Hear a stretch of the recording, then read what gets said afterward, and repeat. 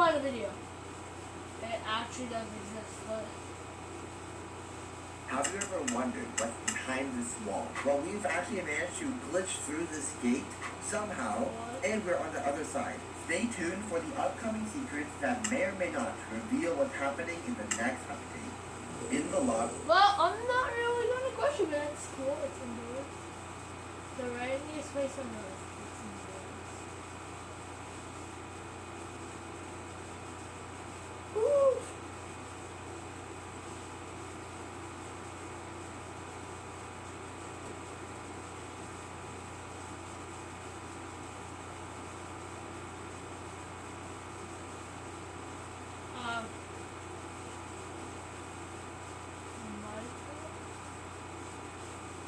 How a beach station.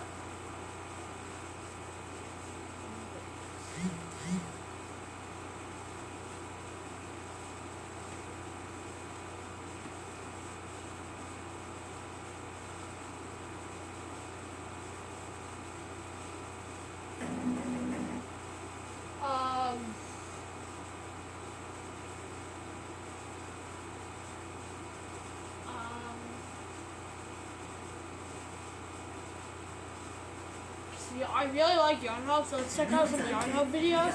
And this is how a tin can sank a ship. Please don't read American ship. I'm American. It's June the 20th, 1942, in the beleaguered city of Tobruk, Libya. Job Maseko and a fellow soldier of the 2nd South African Infantry Division hurry back to the field hospital carrying yet another wounded soldier on the stretcher. Whistles of incoming bombs terrorize the city, and shocks of exploding ordnance reverberate through the rubble-filled streets. The fighting is intense on the edge of the city. Infantry and tanks clash amongst a rain of artillery. So, the Allies are fighting tooth and nail. I'm gonna be honest, I've never seen this video. I actually watch a lot of Yarn Hub, so I know what most of these things are. The Germans keep pushing Allied lines back, capturing their play some World War II playing games. I can do that with my screen It's recorder. complete chaos. Most of the defenses have already fallen, and fighting takes over the city streets. No! Justice is people fight! And his partner face Yes, an this is impossible choice. With a number of wounded rising by the minute, they have to decide who to Justice is people fight! Ow! Also, I'm not gonna be on my phone. My phone's gonna be back here. Let's come on, actually, my they phone. pick a soldier that they believe has good odds to survive, put him on the stretcher, and then run back for the field hospital as the bomb decimates a building just 1 block over. Nightfall ends the hostilities for the day, bringing an odd respite for the battered soldiers. Maseko is about to go to sleep when their superior summons his unit. He's shocked when they are given rifles and told he must join the battle on the front the following day.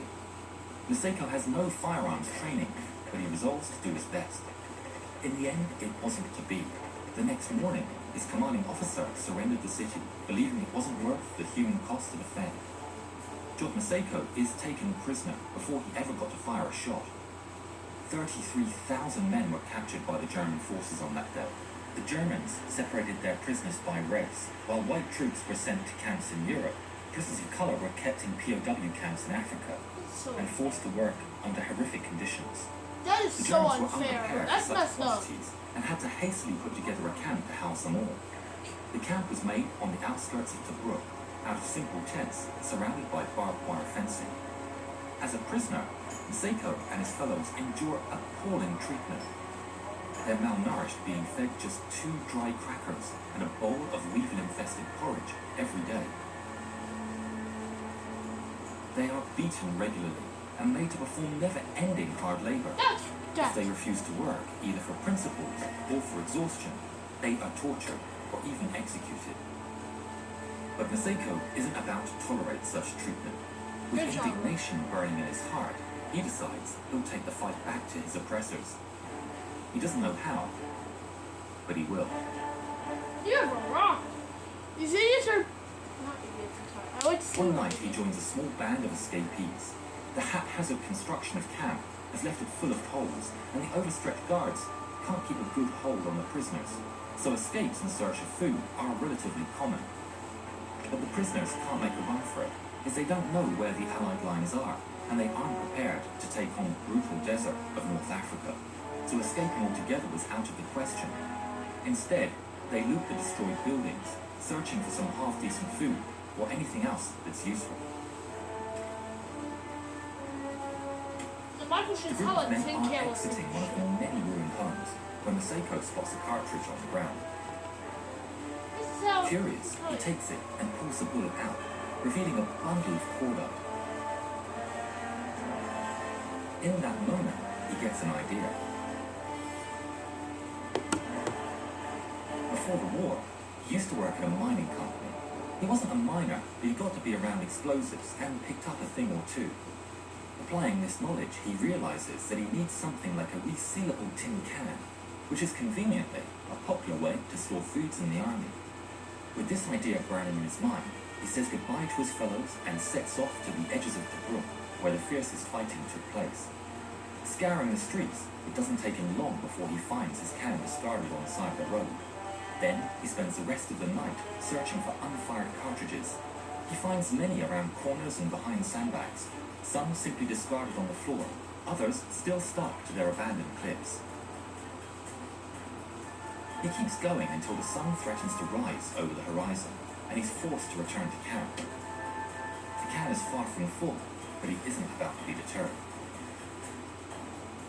He escapes every single following night, searching the streets while operating with barely any sleep at all. But it does bear fruit. After days of tireless work and emptying more than 1,000 individual cartridges, Masako has his bomb. And that's not all. During his search, he's also sourced matches from a destroyed corner store and 2 long strands of fuse in abandoned Allied emplacements. He's exceedingly happy. It's almost too perfect. But he understands that sourcing materials was the easy part. Now, he has to use it. For the next week he ponders. He considers detonating an ammunition storage, but realizes one is too small to make a difference. His next thought is a supply truck, but also dismisses the idea, reasoning that the trucks have mostly food, and if he was to destroy it, the first ones to starve would be the prisoners. And so the bomb sat, hidden away in a ruined building near the camp, wasting away without a target. That is, until his captors gave him one on a silver platter. The 19th of July, he and a bunch of his fellow prisoners are rounded up and escorted out of the camp without explanation. They are brought to the Brook docks and ordered to unload a German freighter. Masako is quietly ecstatic. This is perfect. He doesn't have the device on him, but he doesn't miss a chance to scout. The group are made to unload crates of weapons and ammunition one by one. The watchful guards keep eyes on them the whole time. Masako doesn't like it. It's beginning to look impossible to plant a device unseen. What's better than retinol? SK2's extreme skin. Wow, this is gonna be interesting. Address more signs of aging If he than plants your him up retinol. on the ship, who knows? The guards can stop Try him. SK2. With the help of zero account. The bomb could fail and explode too early, which would take or hurt many of him and his fellow men. Or it could work perfectly and destroy the ship, which would then cause it to sink. But since we have an ad break, I wanted to yell something.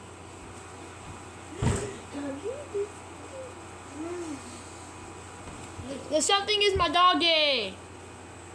He is the something. I guess he's someone. Alright, feels a problem. Because you have ground this My turn. dog. Give me 17 cents on Bitcoin. They Come finish the on, come on. unloading and are swiftly ordered to load up again with new cargo. While leaving the crates inside the hold, he realizes he isn't being watched anymore. The guards are all outside. Only a single one stands idly by. Now this is more like it. Next time, it's his chance. He carries the bomb in his army haversack, which the guards have allowed him to keep. His heart is racing, but he acts natural. And by some miracle, the guards completely ignore his bag the entire way to the docks. They arrive, and a bunch of petrol drums and jerry cans sitting on the dock immediately catch Job's eye. Was that the cargo for today? He really hopes so. They get to work, and he nonchalantly leaves his bag on board. He's sweating bullets the whole day, just waiting for a guard to discover it, but no call ever comes. The work continues throughout the afternoon, and loading begins. To his relief, the petrol is brought on board. As the day comes to an end, he approaches two friends, saying that he needs them to distract the guards. Confused, they ask him what he's going to do. Maseko leans in and lays it out clearly. He's going to burn the ship. Agreeing with the plan, the two men approach the single guard on board and make small talk while Maseko helps load the last of the cargo. His fellow prisoners leave him alone in the hold, and he quickly sets to work. He retrieves the bomb and the fuse, sticks the fuse in the can, and plants it between the drums of gasoline. Then, he takes a handful of straw from the vegetable crates, covers the can with it, and to top it off, he douses the whole thing in gasoline with one of the jerry cans. Yeah, that thing's all Over go his boom. shoulder, his friends are standing right between him and the guard. Perfect. He gets the fuse as close to the hatch as he can, and sets it alight. Maseko casually closes the hatch behind him, and the guards were none the wiser. Calmly joins everyone else as the officers round up the men and herd them back to camp. German. Maseko waits, expecting, prepared to hear the explosion behind them at any moment, but nothing happens. They arrive back at the camp, and Maseko is devastated. He stands on the corner of the camp, staring blankly in the direction of the dogs, wondering where everything went wrong. But then, a boom snaps him from his thoughts. Wow. He stares in disbelief as a column of black smoke rises into the evening sky. It Yeah! worked. You were successful! The next morning, the prisoners are interrogated, but none of them are suspected of sabotage. Instead, they're questioned about smoking in the ship. The prisoners, of course, hadn't, and the cause of the explosion remained a mystery for the Germans. The ship sunk in the dock with all its cargo, but perhaps most importantly, it was being used to ferry cargo back and forth between Tobruk and bigger freighters that were too large for the docks. Its destruction permanently slowed the movement of goods through the port city for the duration of the German occupation. One more logistical headache for the Africa Corps to deal with, all thanks to one man and his tin can. Job Maseko wouldn't be done either. Days later, during one of his now routine escapes, he managed to repair a radio, which he used to learn about the Battle of Al Alamein. Confident that he would get that far, he and a couple of prisoners gathered all the food and water they could and escaped by foot.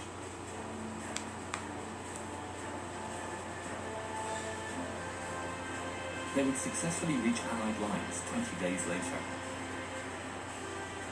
Back in the army, he was reassigned as a stretcher bearer and continued to serve throughout the war. He received proper firearms training and took up arms in battle several times.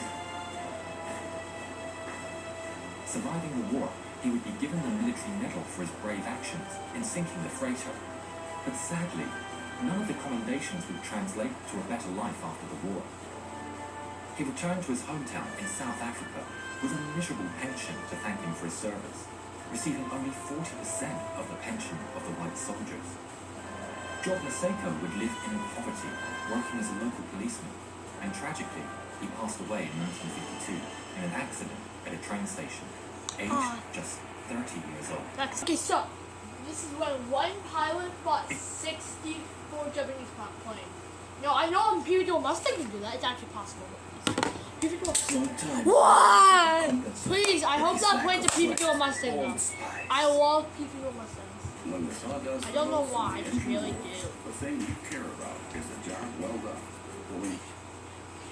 It's December the 13th, 1943, and the skies over Assad, and Second Lieutenant Philip R. Adair is climbing quickly after being told to scramble. He spots what looks like 4 enemy planes and Where are goes you in close to flying? his beloved Lulubelle. It's the start of an incredible engagement that will see Adair face insurmountable odds.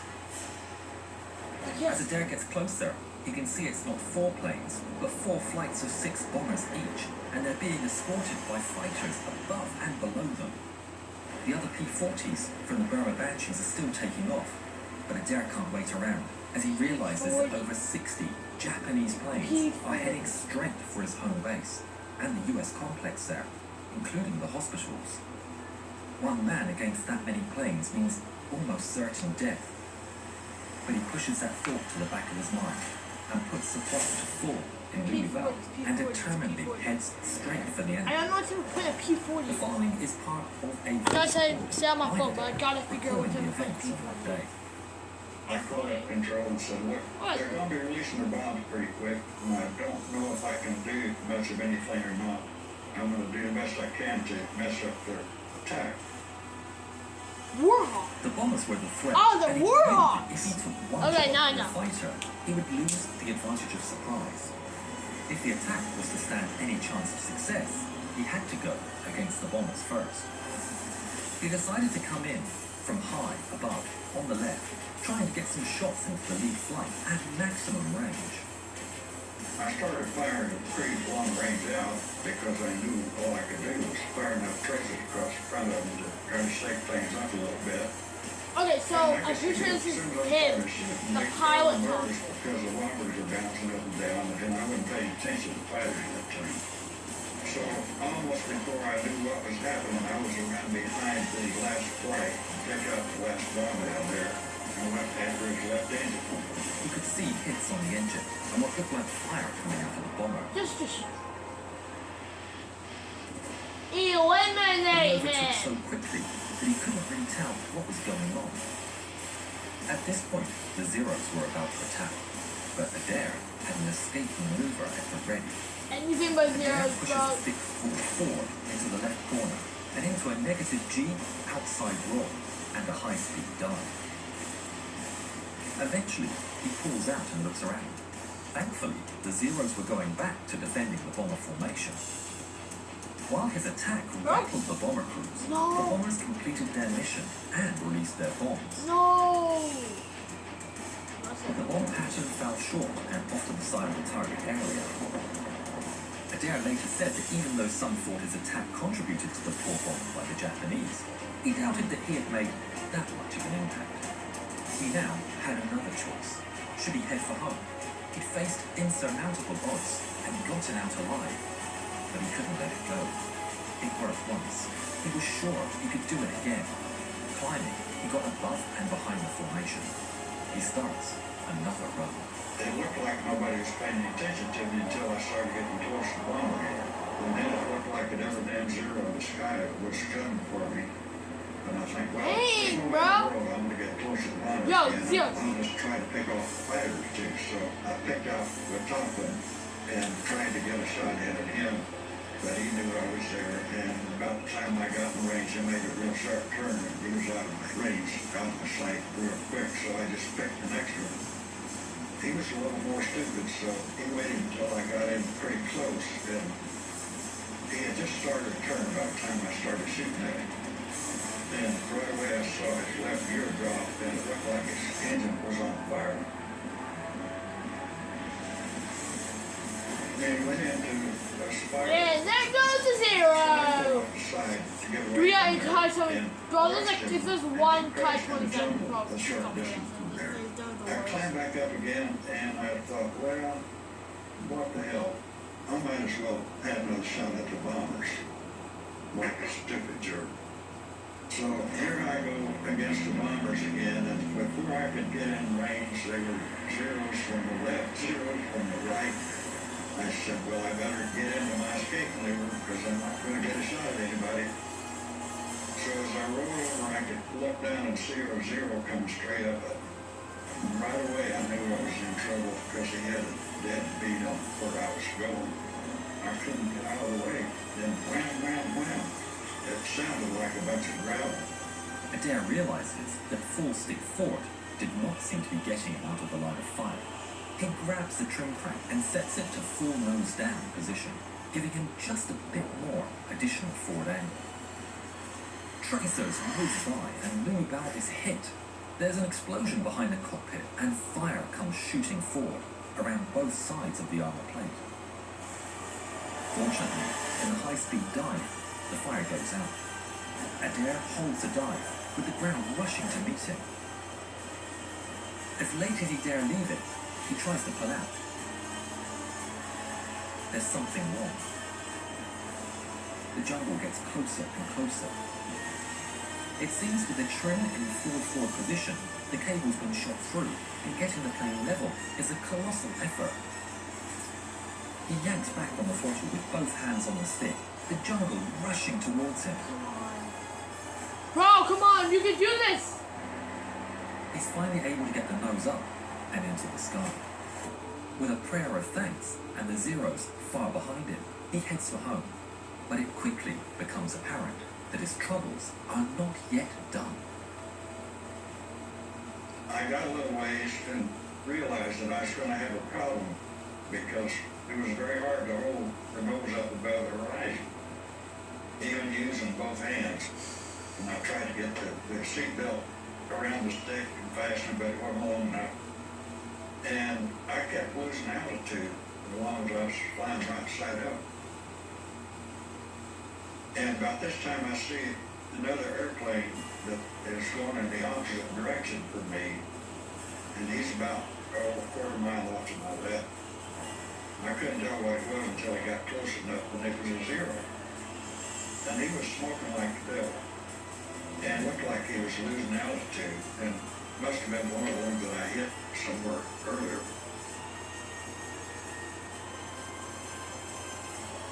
So I watched him and I Get him down, bro. Dude, I don't care if you're playing Dude, die or not. And If you're gonna die, take him down with you, and I bro. thought, oh, what the hell? Yes! Go for the chase, buddy! Oh.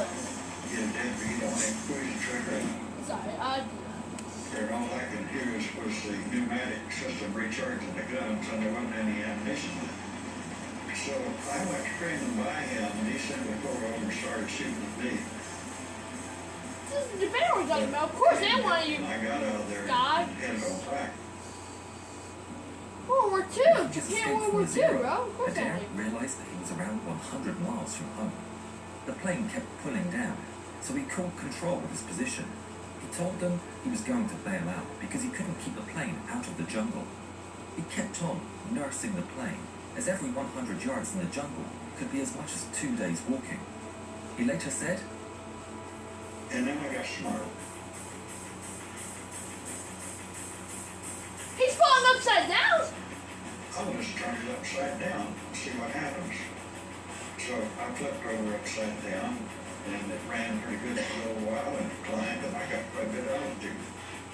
Then the engine started cutting out again, so I flip it back right side up. The engine comes back, starts running smooth.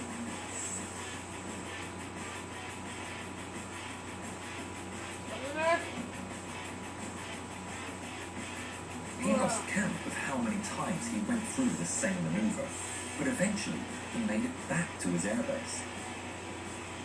Upon final approach and upside down, he released the landing gear. Buddy.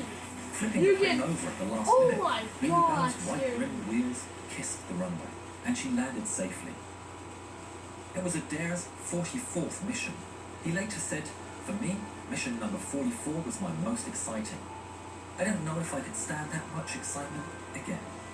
But after that, I was convinced that number 44 was my lucky number. It was also the number painted on the side of Lulu Bell." Lieutenant Adair, who That's challenged great. 64 Japanese planes, received the Silver Star for this action. 60. He would very That's a much Minecraft stack. and Luke Adair. So you have 64 diamonds, but that's planes. For their very That kind help you in have this to film, want- and for they giving want us to permission down. to That's use the voice crazy. and images in this film. They have an excellent website, burmabanshees.com, where you can see some incredible photos from the men who were there. In honor of the Burma Banshees, we've made this tribute emblazoned on 100% black cotton. Wear the legend and grab it before it flies out by clicking on the link in the description.